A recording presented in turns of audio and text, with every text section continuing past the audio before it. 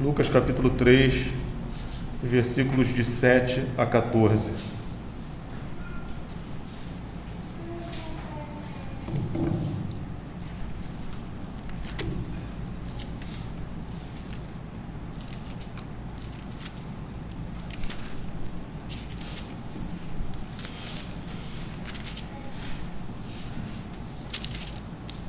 Diz assim a palavra do Senhor.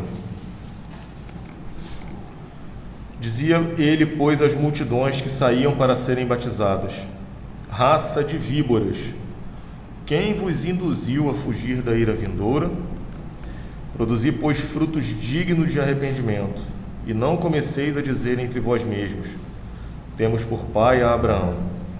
Porque eu vos afirmo que destas pedras Deus pode suscitar filhos a Abraão. E também já está posto o machado à raiz das árvores. Toda árvore, pois, que não produz bom fruto, é cortada e lançada ao fogo. Então as multidões o interrogavam, dizendo: que havemos, pois, de fazer? Respondeu-lhes: quem tiver 2 túnicas, reparta com quem não tem, e quem tiver comida, faça o mesmo. Foram também publicanos para serem batizados e perguntaram-lhe: mestre, que havemos de fazer? Respondeu-lhes: não cobreis mais do que o estipulado. Também soldados lhe perguntaram: e nós que faremos? E ele lhes disse: a ninguém maltrateis, não deis denúncia falsa, e contentai-vos com o vosso soldo. Vamos orar.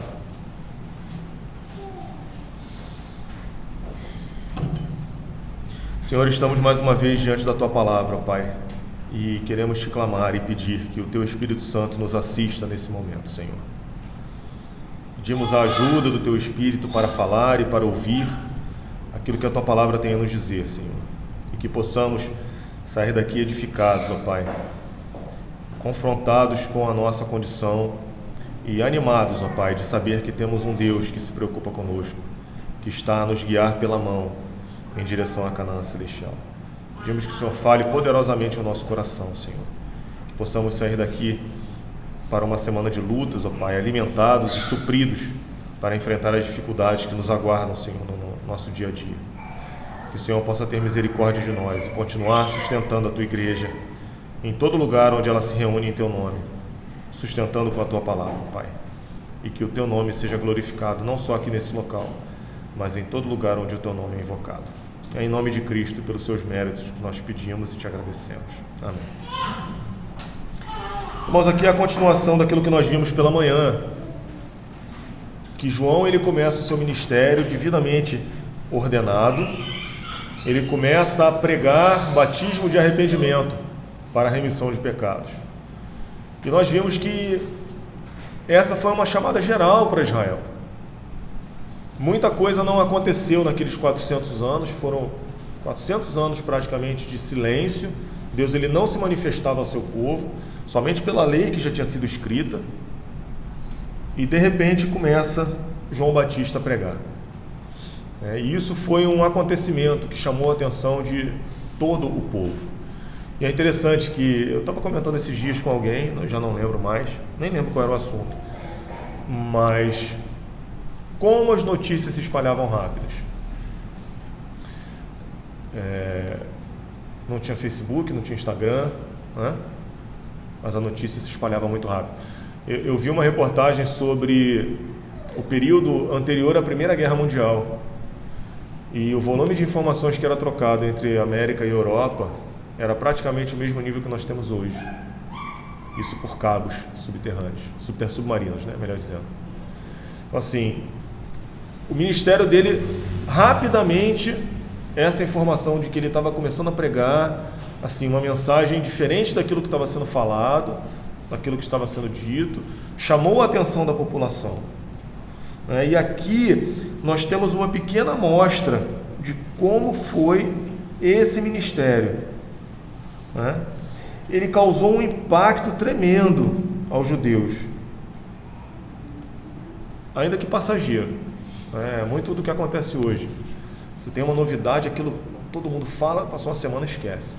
Aparentemente foi isso que aconteceu com a grande maioria dessas pessoas, porque se assim não tivesse sido, o Senhor Jesus ele teria sido acolhido por muito mais judeus do que realmente foi, né?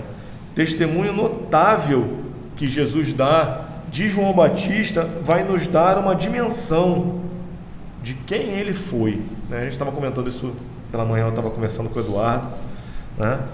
Jesus, ele fala que ele foi o maior dentre os nascidos de mulher. Não há entre os homens alguém que tenha sido maior que João Batista.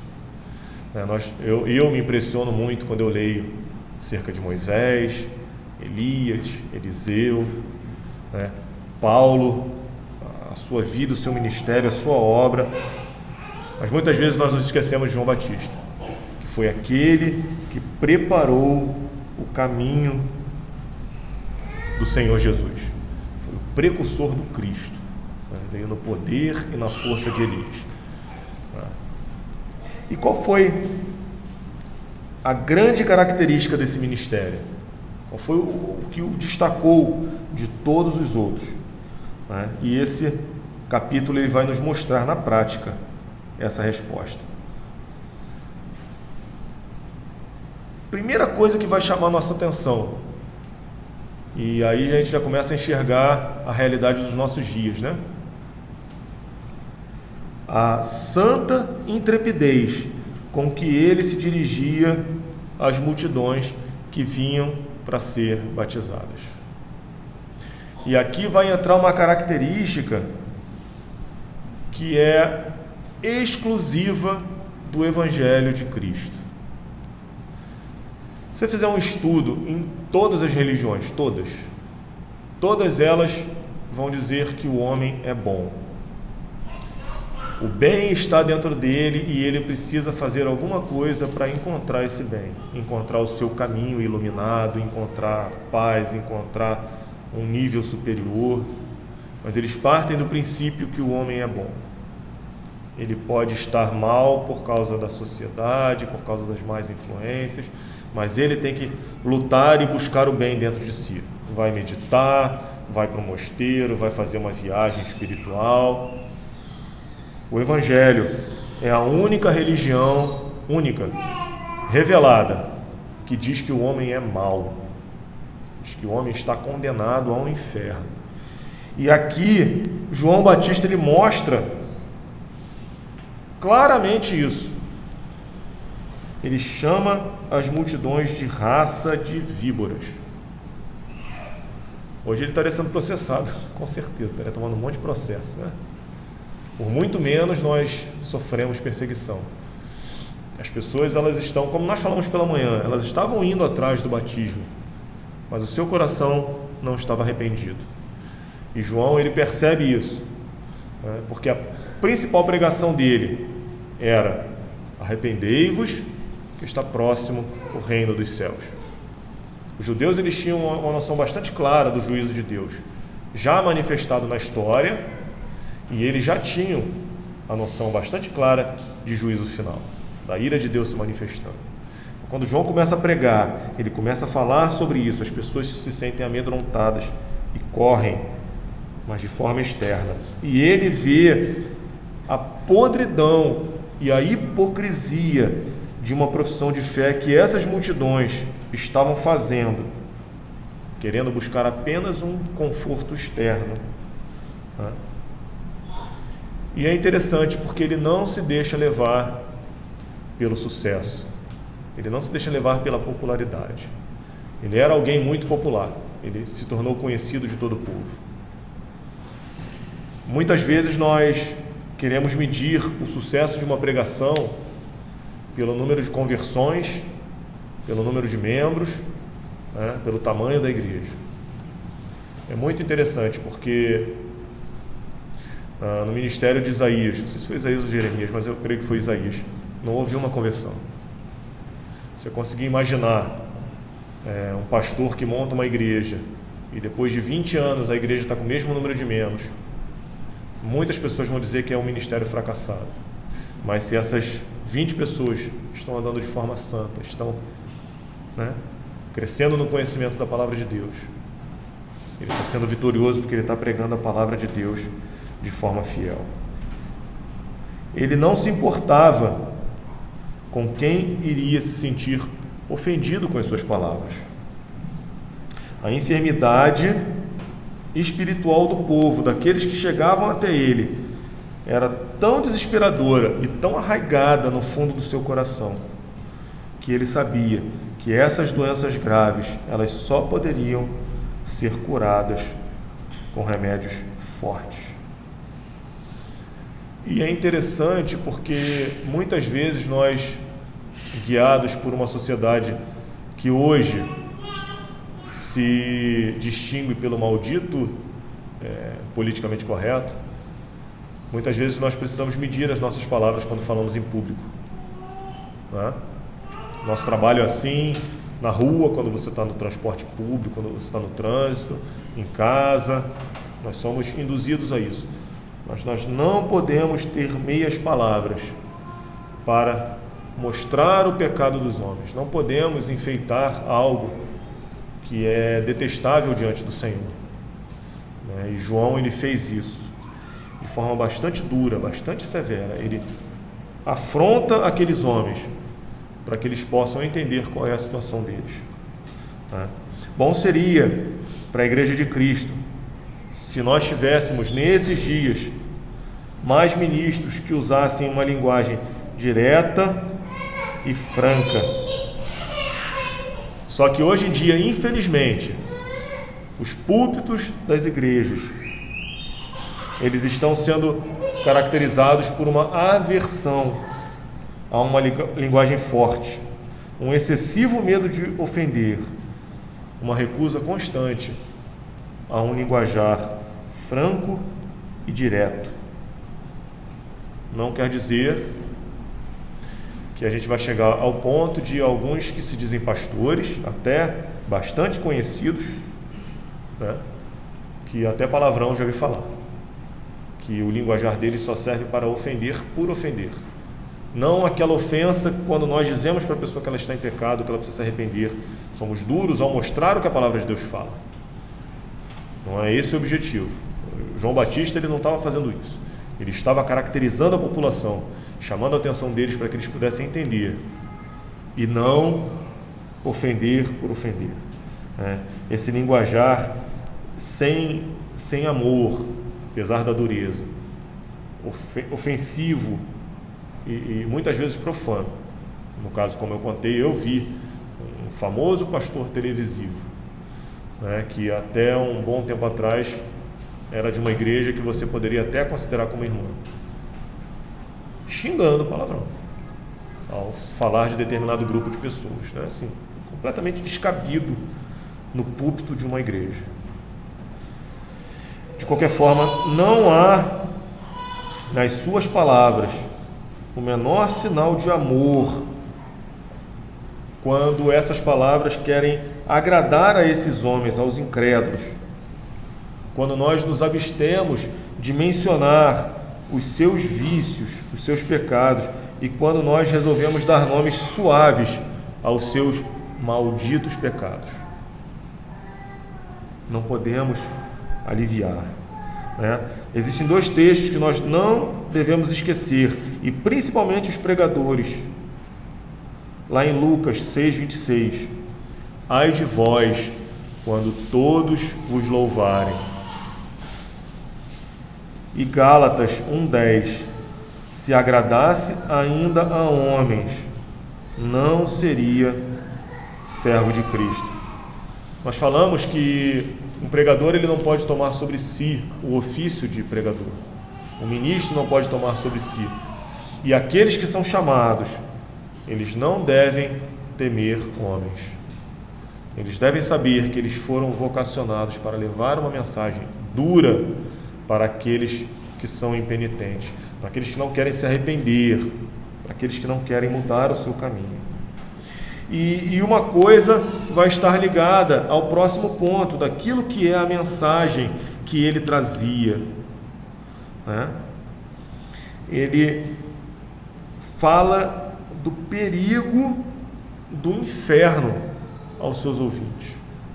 Ele deixa bastante claro, dizendo que existe uma ira vindoura ele fala do machado posto junto à raiz das árvores e do julgamento de Deus com essas árvores infrutíferas que serão lançadas ao fogo. O tema inferno, como eu falei de manhã, ele sempre é ofensivo à natureza humana, que de uma maneira até bastante distorcida, as pessoas entendem que o inferno é um lugar de tormento. Isso já está no imaginário popular. E não é da nossa época, não é influência apenas da Igreja Católica, isso é, desde que o mundo é mundo, você tem essa noção de que existe um lugar inferior, um Hades, onde as pessoas são atormentadas, onde há sofrimento, onde há escuridão, onde há castigo para os seus pecados, né?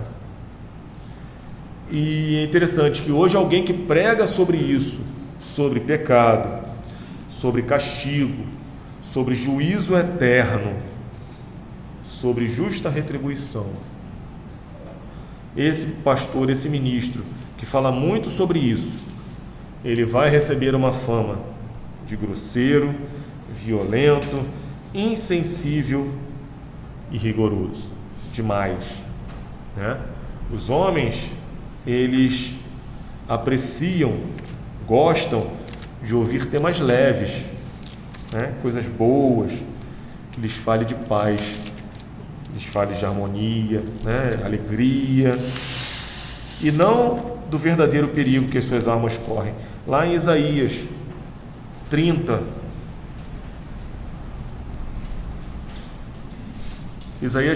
no versículo 10, ele está falando do povo rebelde, dos filhos mentirosos, dos filhos que não querem ouvir a lei do Senhor. Aí no versículo 10 ele fala assim: eles dizem aos videntes, não tenhais visões, e aos profetas, não profetizeis para nós o que é reto. Dizei-nos coisas aprazíveis, profetizai-nos ilusões. Desviai-vos do caminho, apartai-vos da vereda. Não nos faleis mais do Santo de Israel. Se nós formos nos deixar levar por isso, a nossa pregação ela vai ser uma pregação inócua. Vai ser uma pregação que não vai atingir o coração dos homens. Porque para falar essas coisas, falar de paz, falar de alegria, falar de uma vida boa nesse mundo, todo mundo fala. Qualquer programa de televisão que você ligar, eles vão estar falando sobre isso.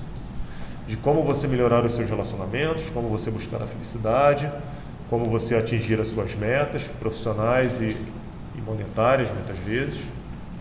Vai falar disso.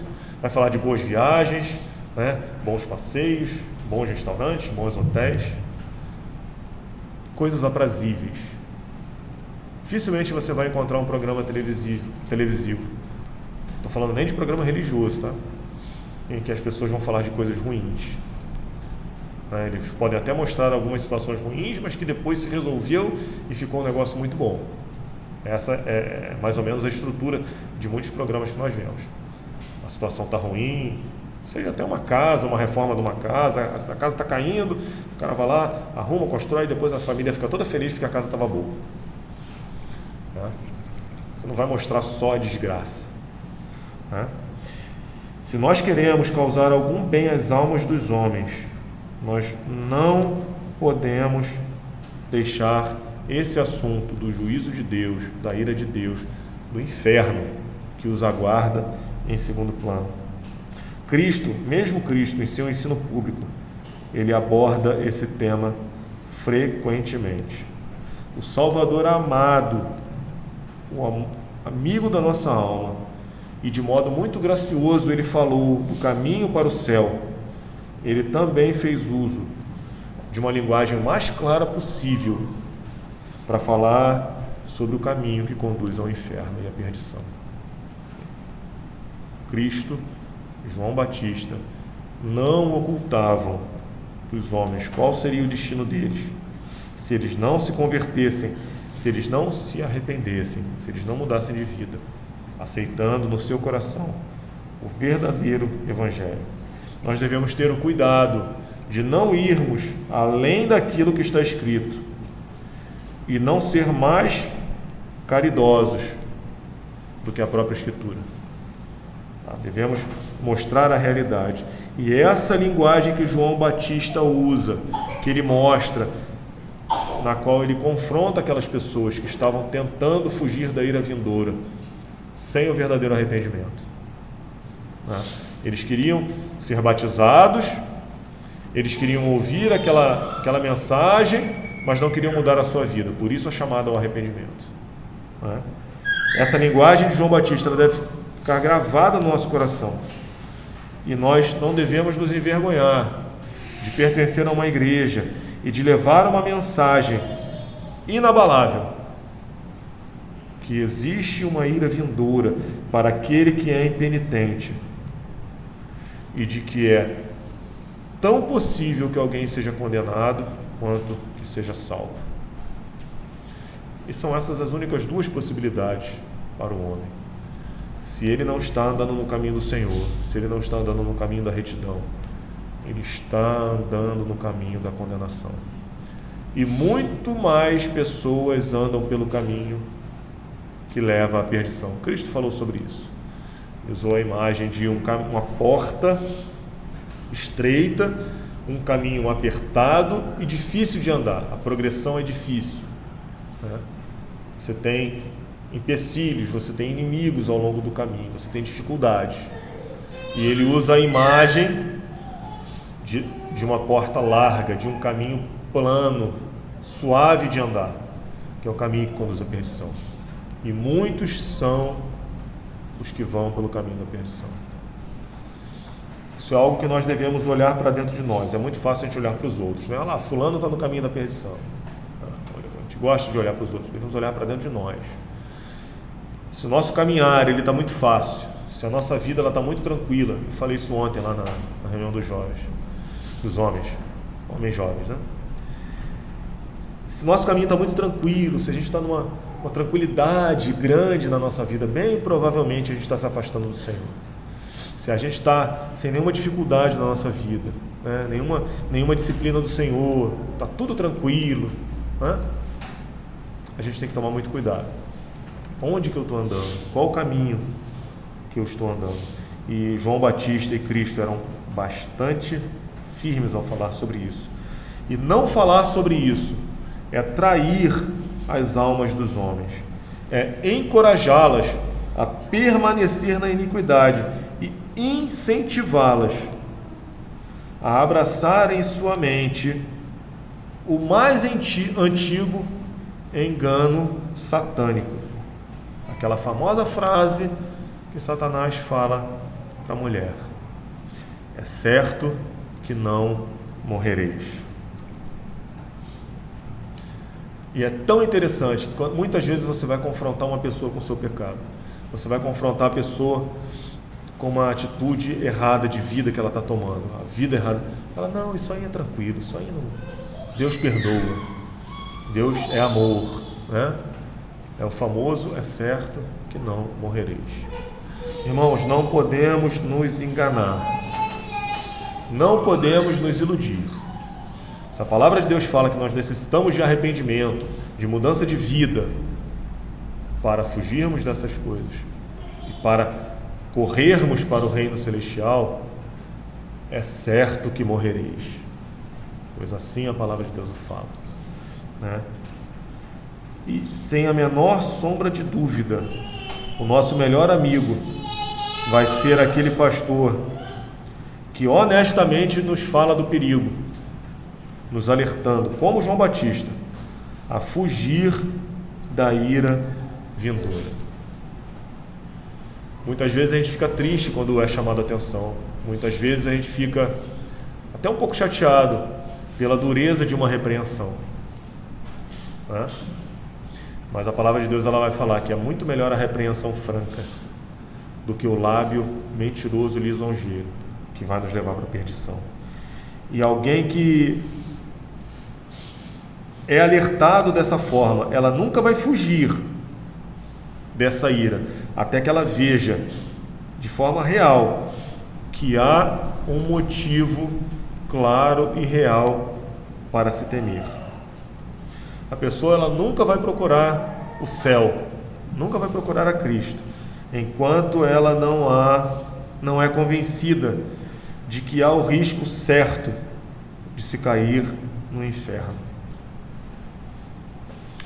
E aí nós devemos pensar na mensagem Água com Açúcar que tem sido pregada hoje, né? As pessoas chegam e falam para os homens: Jesus quer te salvar, Jesus te ama. Salvar de quê? Não estou precisando ser salvo, estou bem, estou com saúde. Jesus quer te dar dinheiro, quer te dar prosperidade. Não é essa a mensagem do Evangelho.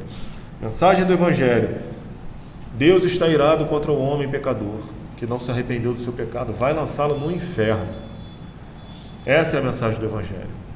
E a boa notícia, essa é a má notícia, mas a boa notícia é que Cristo morreu e pagou o preço que essa ira exige. E nós não precisamos mais ser condenados ao inferno, porque Cristo sofreu essa condenação lá na cruz do Calvário, né? Cristianismo que não fala do inferno, ele não é o cristianismo de João Batista, nem o cristianismo do Senhor Jesus Cristo e dos seus apóstolos. Não dá para ter meio termo. Nós não temos meio termo entre esses dois caminhos. Nós não temos um atalho, não existe ligação. A única ligação que tira um homem do caminho da destruição e coloca esse homem no caminho estreito, apertado, é a cruz de Cristo. Não existe uma terceira via por onde nós possamos andar. E aí a gente vai começar a perceber que João Batista ele vai mostrar a inutilidade de um arrependimento não acompanhado de frutos na vida da pessoa. É inútil.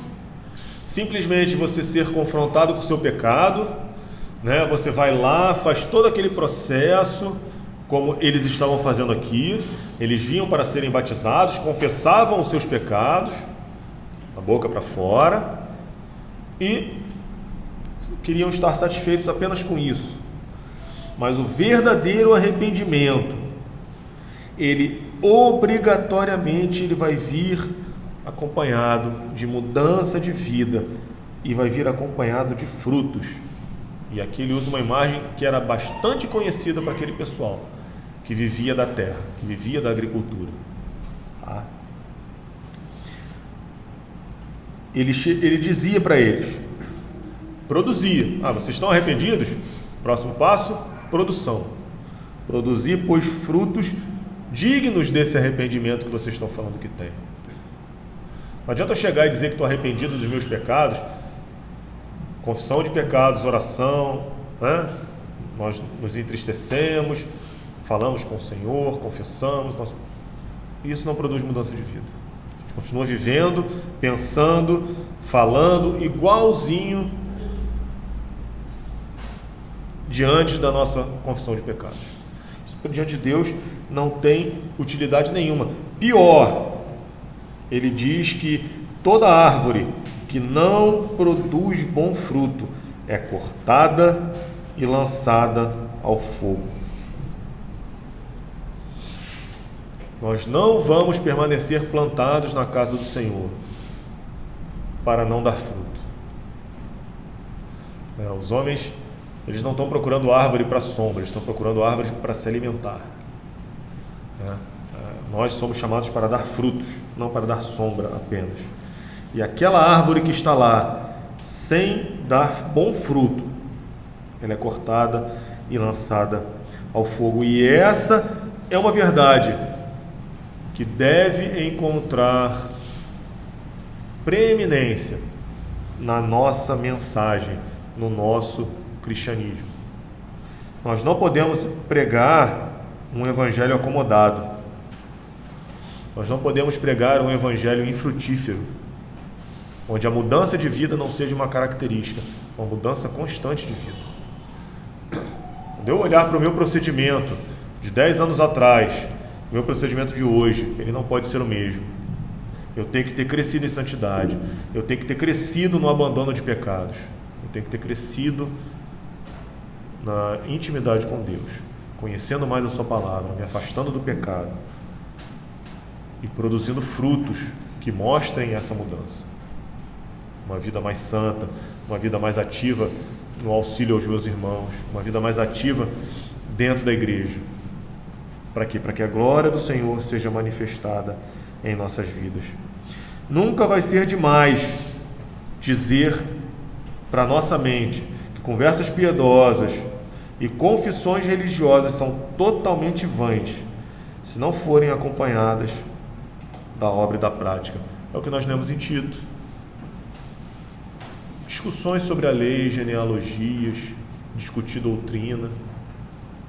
É muito bom, mas não tem validade alguma se isso não vier acompanhado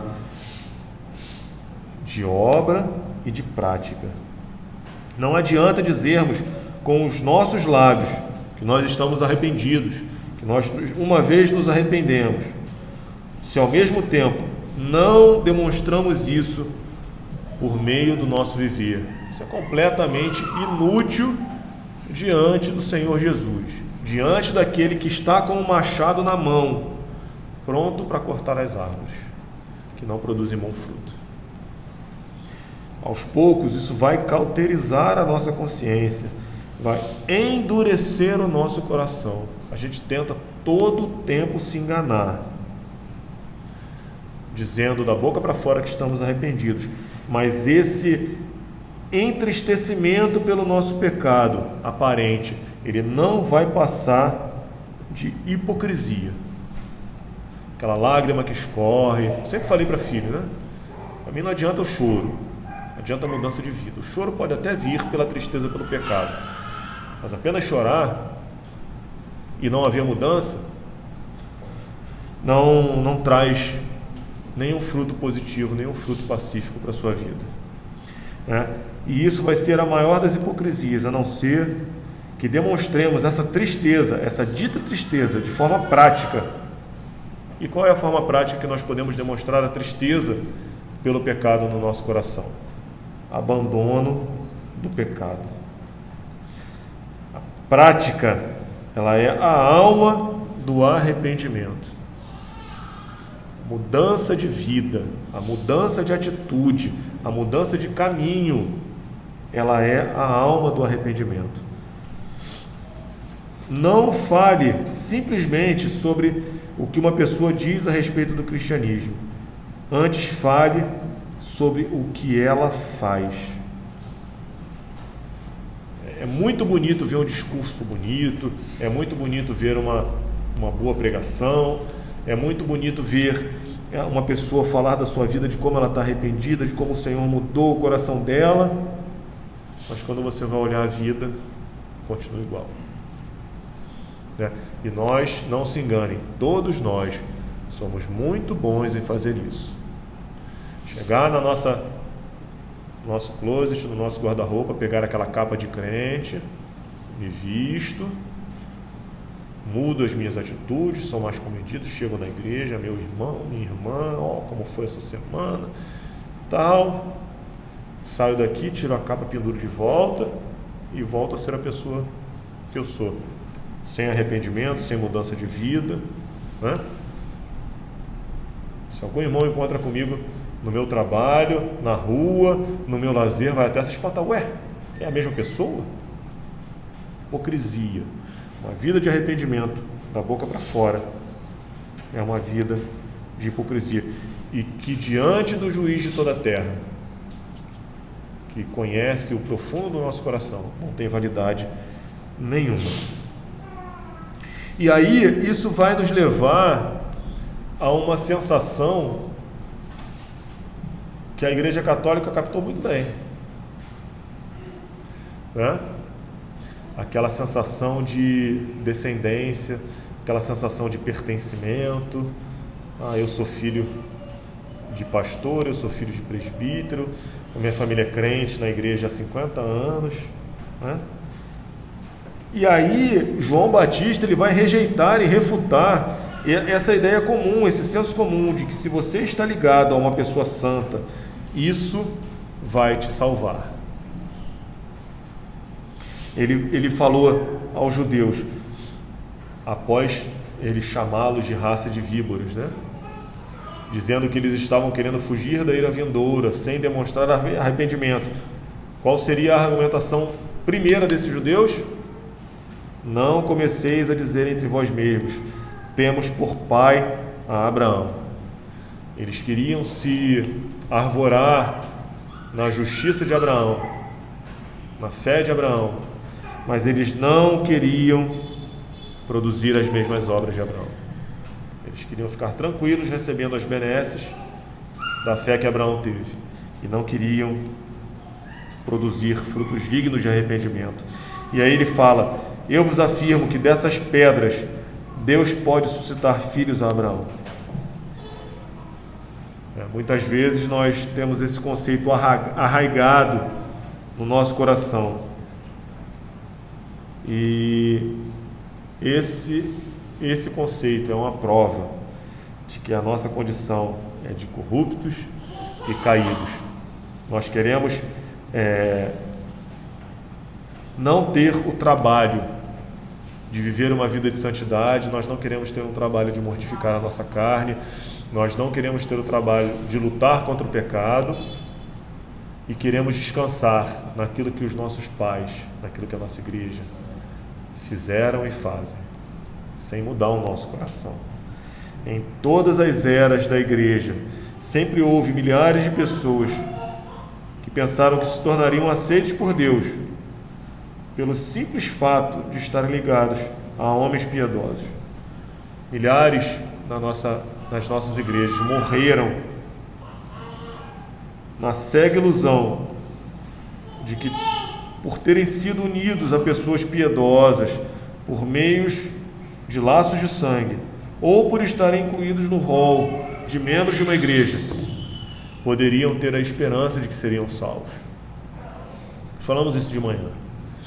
As pessoas vão chegar diante de Deus e vão falar que estavam na igreja, pregaram, oraram, fizeram milagres, mas viviam uma vida de impiedade.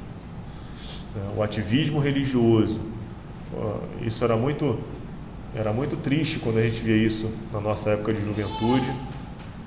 Pessoas que só frequentavam a igreja uma vez no mês, que era para tomar a ceia, para dizer que faziam parte do corpo de Cristo. Estavam completamente fora da igreja, viviam a sua vida de maneira ímpia e a igreja o admitia. A pessoa chegava, sentava, tomava a ceia para dizer que era membro da igreja e se sentia tranquilo, se sentia confortável nessa situação.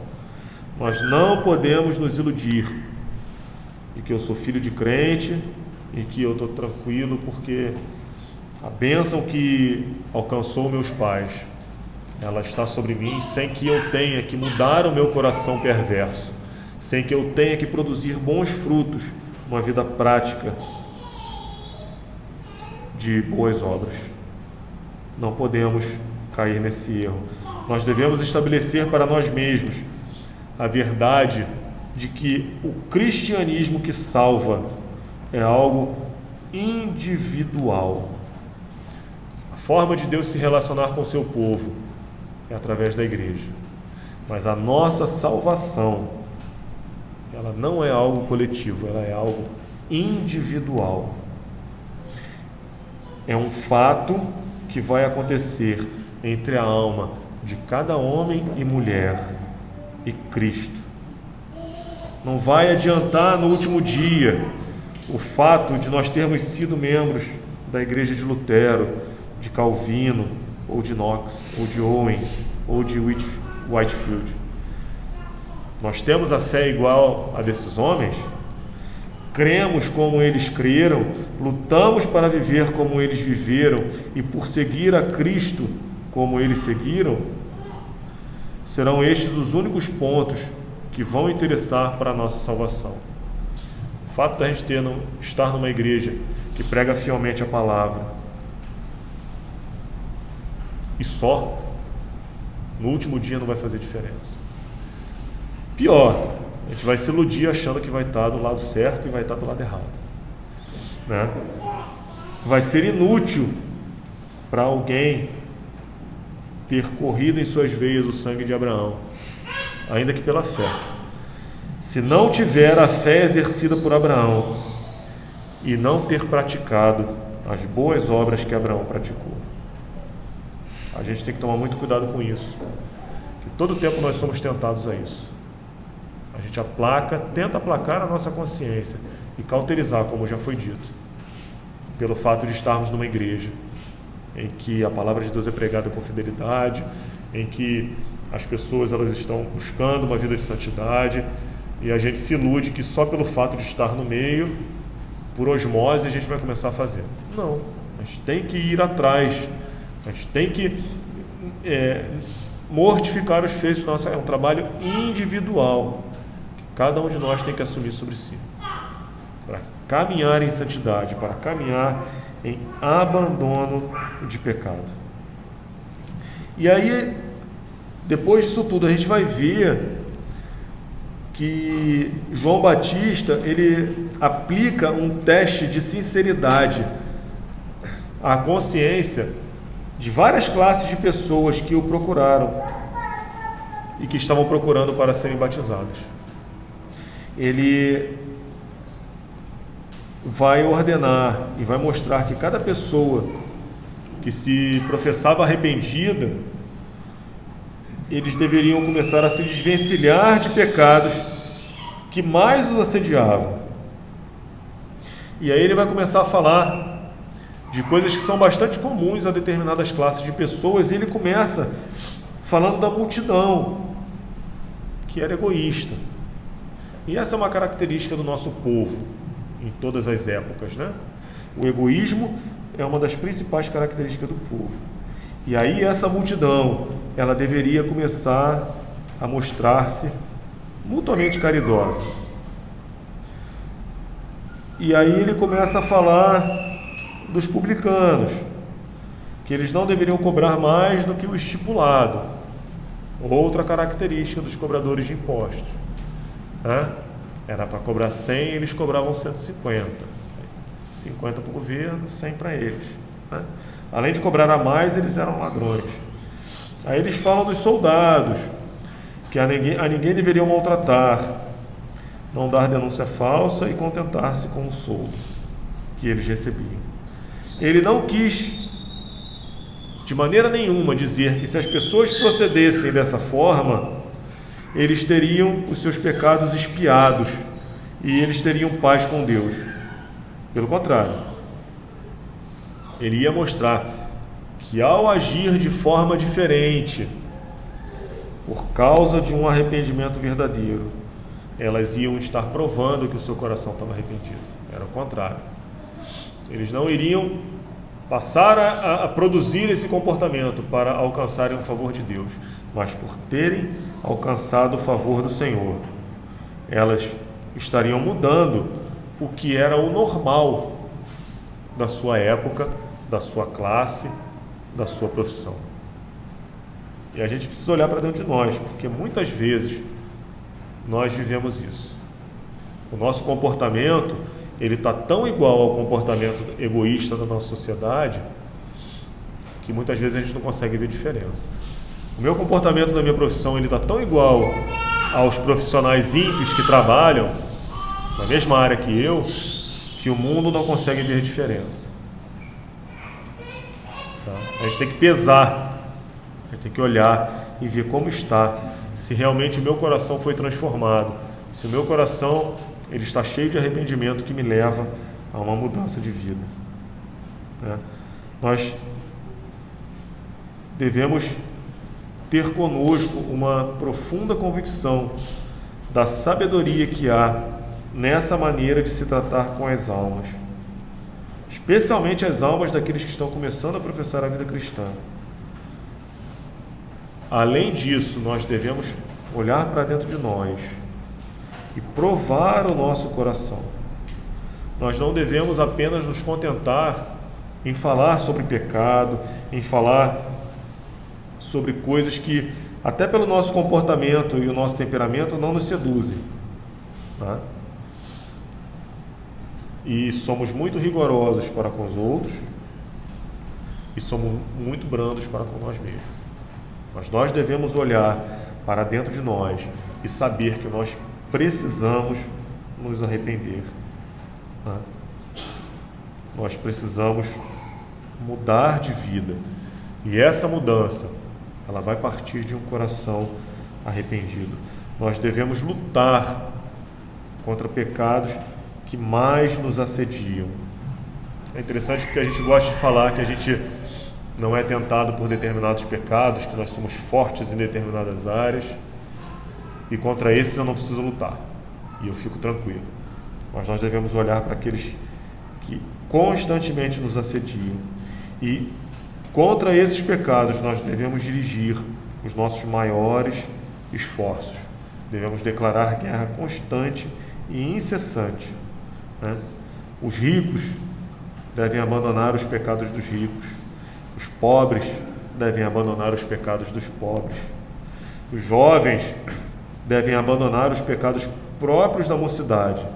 E os velhos, os idosos, devem abandonar os pecados próprios da velhice.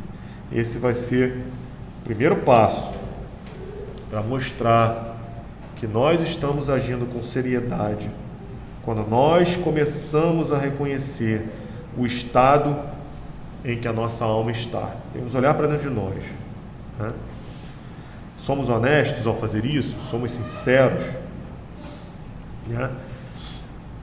Se nós estamos dizendo que somos sinceros, nós devemos começar a analisar o nosso coração, o nosso íntimo. E a partir daí, começar a produzir frutos dignos de arrependimento.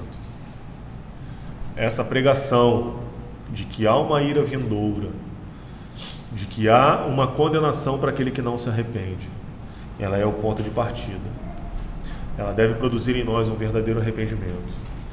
Esse verdadeiro arrependimento, ele deve nos levar a uma tristeza profunda pelo pecado, sincera, não apenas da boca para fora. E essa tristeza, ela vai nos levar a uma vida que vai produzir frutos, verdadeiros frutos dignos desse arrependimento. E todo esse processo, ele vai nos levar a caminhar em santidade de vida, anunciar essa verdade, esse evangelho a outras pessoas e viver para a glória do Senhor. Que o Senhor possa nos abençoar, que Ele possa transformar o nosso coração, muitas vezes hipócrita, que confessa o pecado apenas da boca para fora, mas não muda o coração. Que Ele possa estar nos dando verdadeiramente do seu Espírito, para que nós possamos nos arrepender e viver uma vida de santidade nesse mundo, que é o que vai fazer a verdadeira diferença no último dia. Vai nos livrar da ira vindoura e vai nos levar em segurança para o lar celestial. Vamos cantar, nos colocando de pé, o hino 368, já nos encaminhando para o final do